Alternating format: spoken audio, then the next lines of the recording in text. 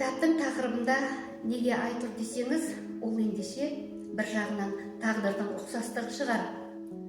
Біздің анамызбен соғыс жылдарындағы жесірлік пен қиыншылық көрген аналардың тағдырының ұқсастығы. Гейненің бір өлеңі бар. Генрих Гейне деген ақынның ай туралы әдемі сонеті. Мағынасы мындай: күнге ғашық ай, сұлу, күнде ғашық көрінеді, екеуінен шүпірлеген көп бала тараған.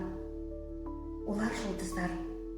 Күндердің күнінде екеуінің арасынан қара мысық өтті ме, әлде қара сызат түсті ме, екеуі екі жаққа кетеді. Бірі батысқа, бірі шығысқа. Ай батса, күн шығады, күн шықса, ай батады. Бірін-бірі көре алмайды. Мұңлы бір сарын бар. Ал адам тағдыры да солай. Ері не репрессияға ұшырап, не майданға кетіп оралмайды, балалар қалады. Ері жоқ, бірін-бірі көре алмайды.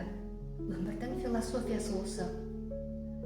Ай арманға, күн қиялға айналып, ешқашан кездесе алмайды.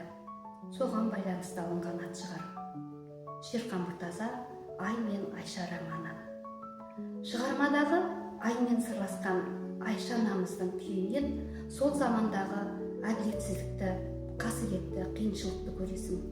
Көре отырып, қазақтың осы бір кертартпа қылығынан налыйсың.